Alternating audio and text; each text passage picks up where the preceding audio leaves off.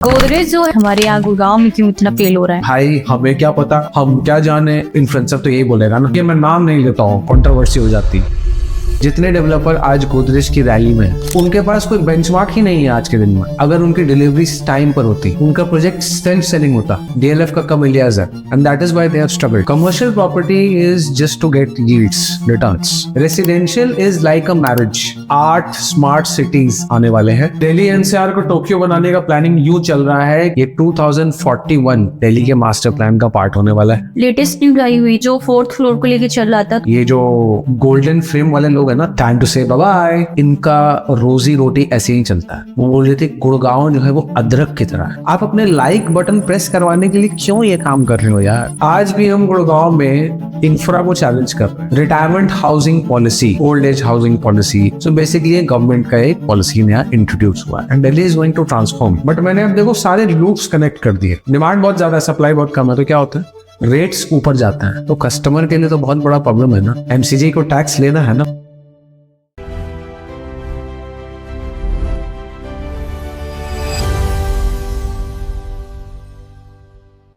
खिड़की डोला टोल जो है रिक्रिएशन हो रहा है सर। रिक्रिएशन एक्चुअली वो शिफ्ट हो रहा है एक नई जगह में। खड़ौला शायद नाम है उस जगह का।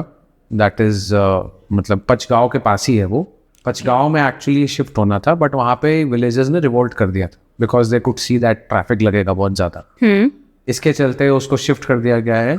बहुत ज़्यादा दूर नहीं है वो जगह पचगांव से। और this will be an automated toll. This will not be an manual toll. आप देखे हो ना, टोल पे बंदा खड़ा होता है। हाँ, वैसा नहीं होगा। लाइन लगी रहती है, सीधा क्रॉस करेगी गाड़ी, कैमरास लगे हुए उन पर एंड पैसा निकास हो जाएगा। यस, तो ये अब नेक्स्ट महीने से शिफ्ट होने वाला है। It is about 13 kilometres far from the existing toll.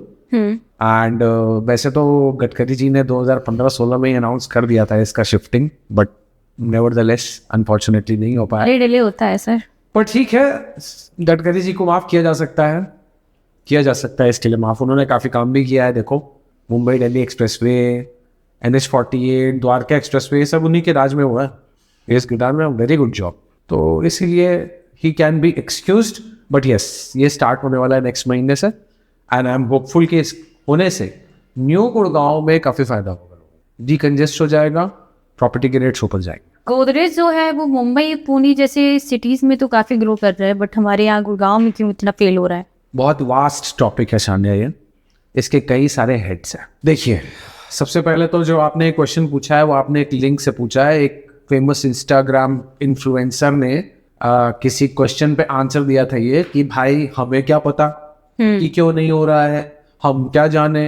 तो इन्फ्लुएंसर तो यही बोलेगा ना, और क्या ही बोल सकता है। So coming to the answers, topics divided in. पहला सब टॉपिक, गोदरेज का लैंड एक्विजिशन प्रोसेस।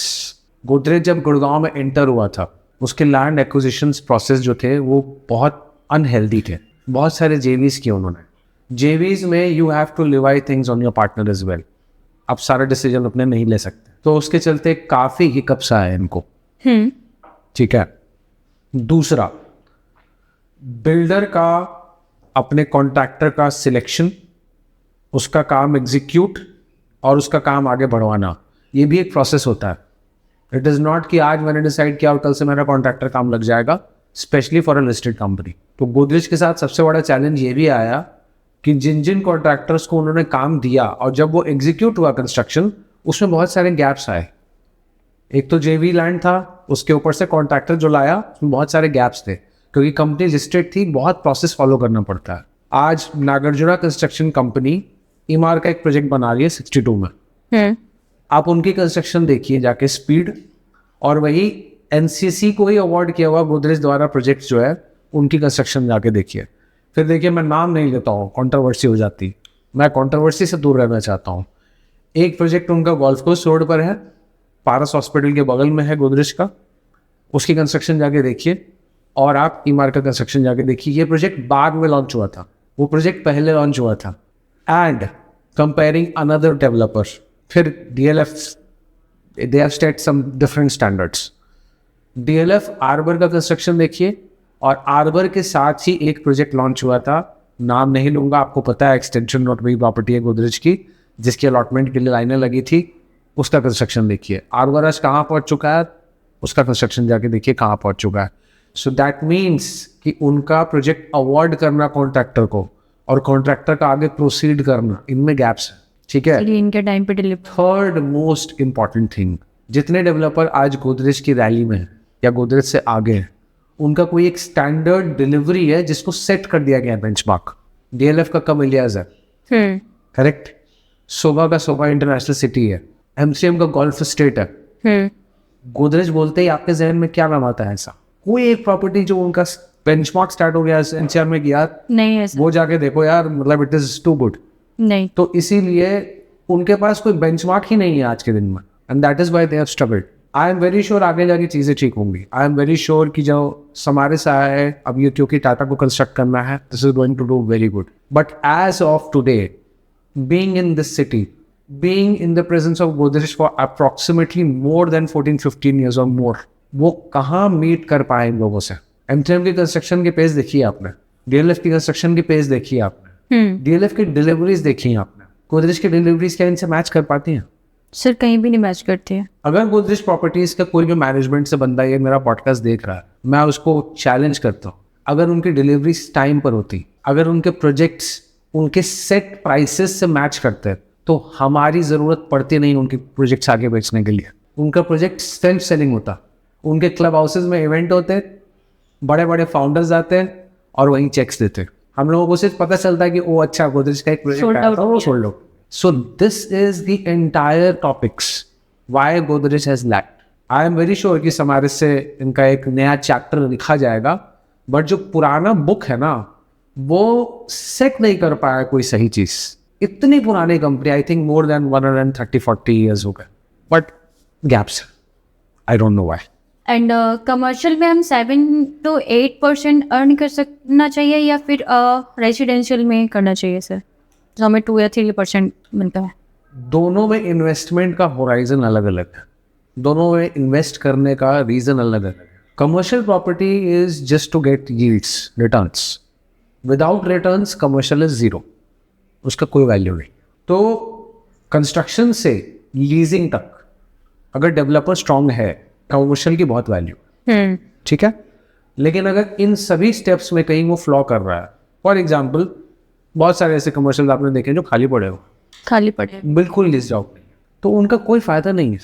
आप 50,000 रुपये फुट पे बेचो, उसका वैल्यू जीरो है, उससे कोई अर्न नहीं हो रहा है, तो उससे कोई अर्निंग नहीं है, दैट इज जीरो है। Residential is part of fulfilling your need. आप अगर अपने लिए नहीं ले रहे हो ना, तो किसी और का नीड आज फुलफिल कर रहे हो आप। Residential is like a marriage, जहाँ एक लड़का और एक लड़की अपनी कुंडली, अपने चीजों को मैच करके शादी करते हैं। तो आपका आज लिया हुआ रेसिडेंशियल कल किसी के काम आएगा। ये लाइन सही बोली सर आपने। कमर्शियल में ये फैक्टर नहीं है। आज अगर कमर्शियल खाली हो गया, आप बेट कर लो, ना कोई उसको खरीदेगा, नहीं, ना उसको कोई देखेगा। और बहुत सारे ऐसे कमर्शियल गाँव में जो खाली पड़े हो, तो एब्सोल्युटली एम्प्टी। इसीलिए commercial holds value till the time it is rented out, residential holds life time value.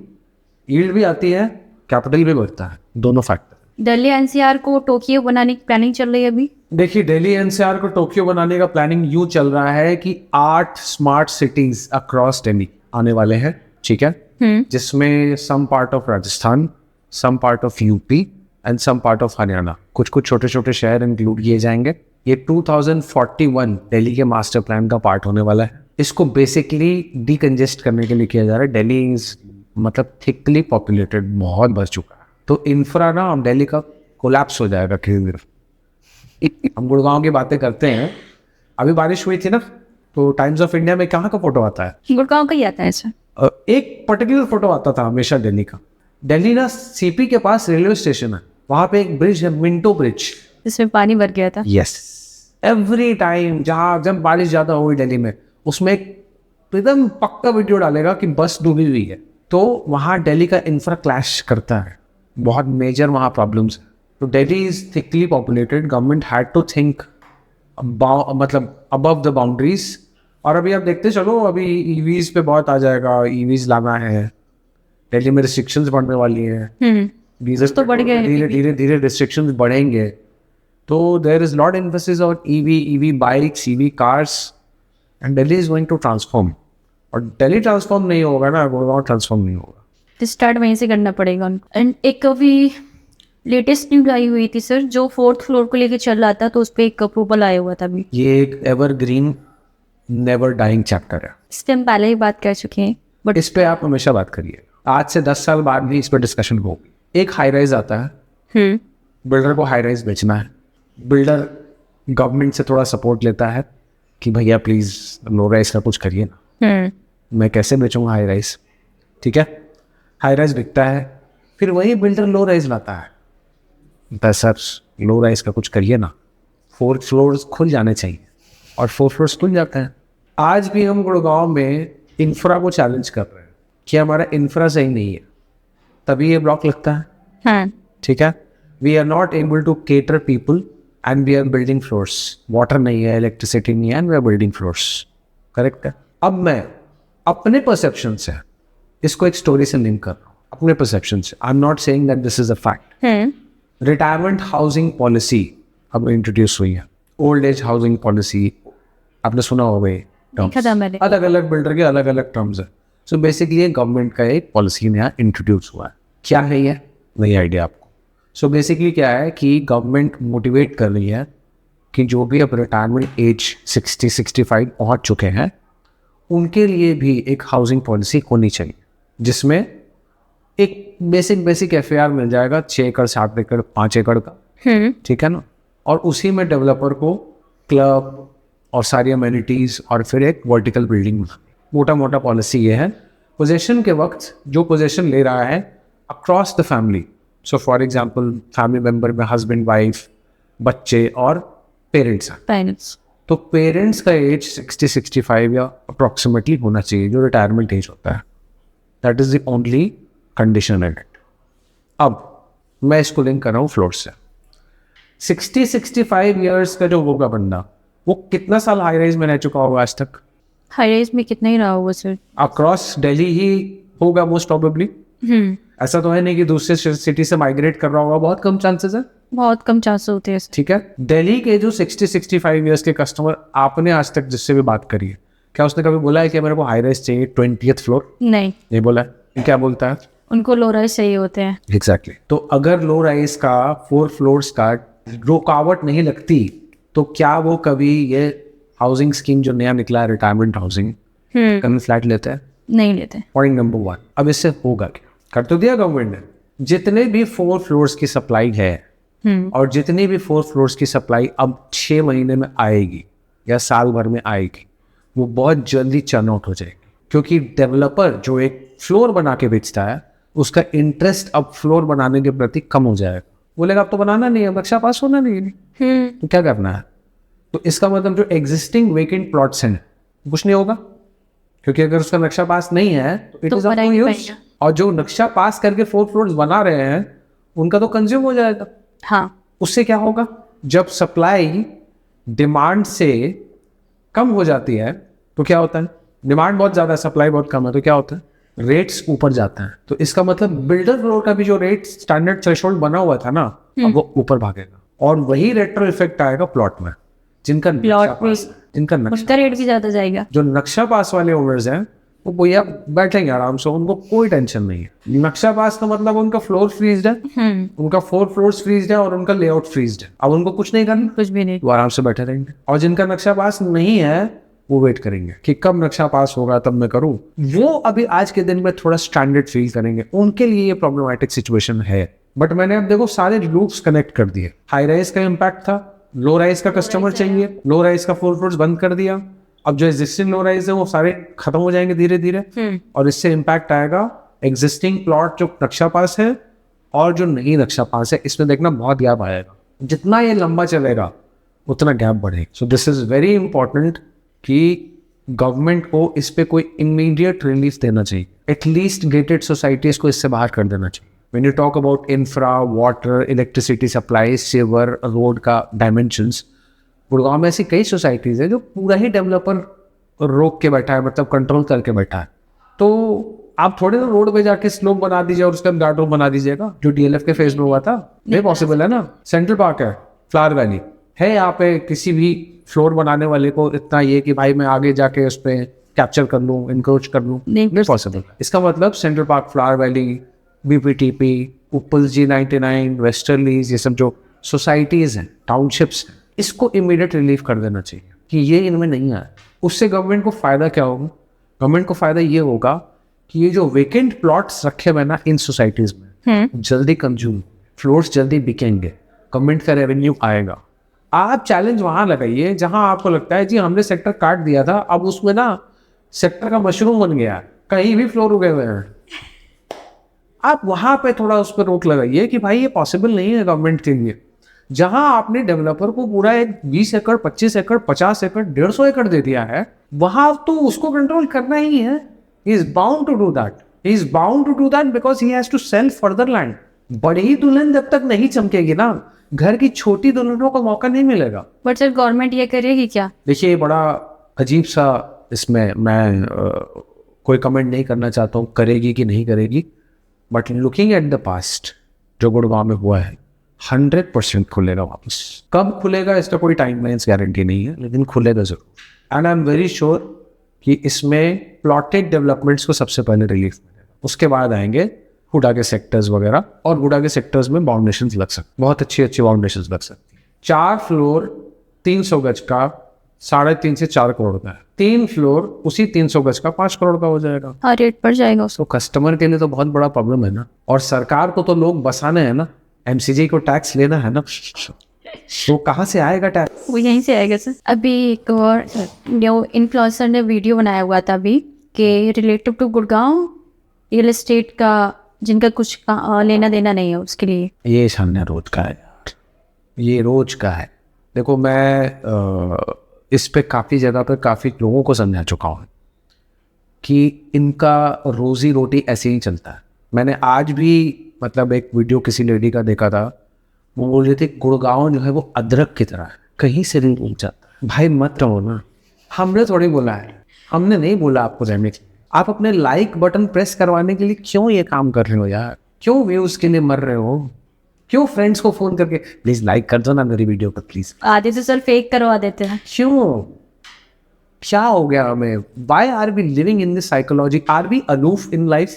Are we just left to ourselves? Just concentrated on self? कि भाई हम अच्छे हैं बाकी जाए, तो ऐसे नहीं चलती है दुनिया। आप वर्चुअल लाइफ में नहीं रह सकते हो, you have to be social as well. तो ये आप आके फेसबुक पे, मैंने देखा था किसी एक इन्फ्लुएंसर का, ओबरॉय के लॉन्च के बाद बंद हो गया सेकंड फेज। भाई तुमने पूरी न्यूज़ पढ़ी थी? सर स्टेटस को लगाया, मैंने आपको लास्ट अपने पॉडकास्ट में भी ये वर्ड बोला था। इस शब्द का लीगल टर्म लोग समझते हैं, इसका क्या मतलब होता है? बहुत कम लोग समझते हैं, और जो समझते हैं वो इस टाइप की वीडियो नहीं बनाते। 4 फ्लोर पे रख गया रोक। भाई क्यों रोक लगा वो तो बताओ ना। क्वेश्चन मार्क बना के भेज दिया। क्वेश्चन मार्क से किसी का पर्पस सॉल्व नहीं होता है, आपके व्यूज आते हैं सिर्फ। और बंद करो ये व्यूज की बातें, it's more than enough, time is over.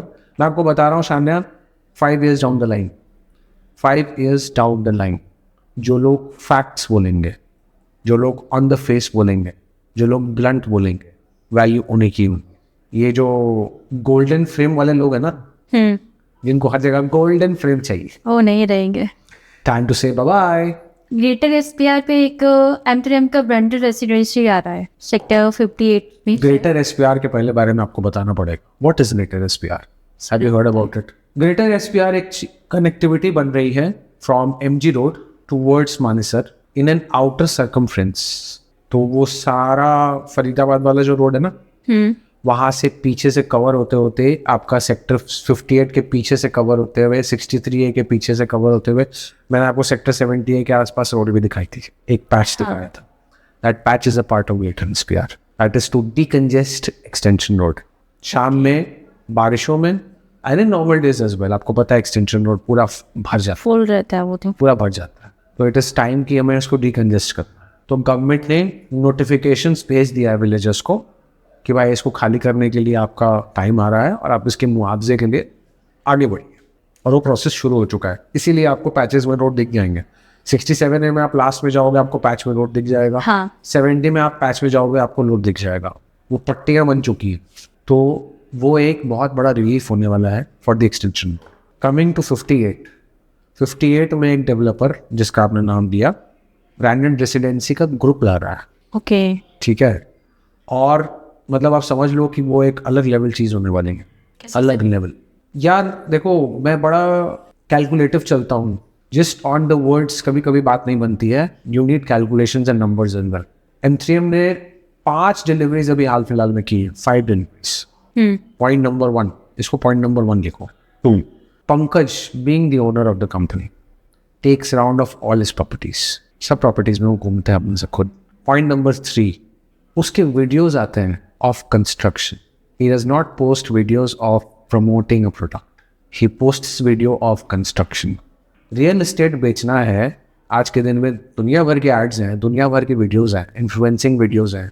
आपका बेसिक काम तो कंस्ट्रक्शन है। हाँ, आप उसको जितना अच्छा कर सके। He just got a deal from an international company for paint work and he had put that on Instagram.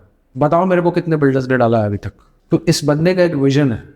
Trump towers उसने डिलीवर कर दिया साथ में मिलकर, दूसरा ट्रम्प टावर्स लॉन्च कर चुका है। M3M गोल्फ स्ट्रीट पूरे एक्सटेंशन रोड पे हाईलाइट है। तो अगर वही बिल्डर ब्रांडेड रेसिडेंसीज का ग्रुप लाएगा, बिलियनर्स ब्लॉक बना रहा है वो सेक्टर 113 के पास, जिसमें CR7 आ रहा है, क्रिस्टियानो रोनाल्डो का जो ब्रांड है, ट्रम्प टावर्स आने वाला है, ट्रम्प टावर्स का कमर्शियल आने वाली बातें चल रही हैं। आप बिलीव कर रहे हो उस जगह की क्या वैल्यू होगी, इसकी क्या वैल्यू होगी? सो उसकी ज़्यादा होगी। ये 35,000 की बातें नहीं करेगा, ये उससे ऊपर की बातें करेगा। तो ब्रांडेड रेसिडेंसी का एक जो नया केटर, अच्छा ये क्वेश्चन भी इंपॉर्टेंट है कि कस्टमर कहाँ से रहे हैं, क्या कौन ले रहा है 15-18 करोड़ 20 करोड़ की संपत्ति। थोड़ा इसको न्यूज़ वाला स्टाइल बोले जाए, कौन ले रहा है 20 करोड़ की संपत्ति। ये एक्चुअली ट्रांजिशन फेज में चल रहे हैं हम लोग। दुबई में ब्रांडेड रेसिडेंसीज बहुत सारे लॉन्च हुए थे, but because of this war वहाँ का मार्केट पूरा स्लो हो गया। Now people are vouching for deals below 40% market price, और मिल रही है, चीज़ें मिल रही हैं। तो ब्रांडेड रेसिडेंसी का एक जो पूरा बेस बना हुआ था ना, वो शैटर हो गया। तो इसीलिए जेकबिन को, एली साहब, और अभी और नाम आने वाले, मैं नाम देखो ले लूंगा फिर। नाम मत लीजिए। एक बिल्डर ने मेरे को फोन करके बोल दिया आपने नाम क्यों ले लिया हमारे ब्रांड का आने वाला। एक बहुत फेमस बैग और बेल्ट का ब्रांड आने वाला है, एक ऑलरेडी फेमस कार्स का ब्रांड चल रहा है, लैम्बोर्गिनी। तो ये सब ट्रांजिशन फेज में इनको रियलाइज हो गया है कि भैया मिडिल ईस्ट में प्रॉब्लम आ सकती है कभी भी, लेकिन India has been the safest.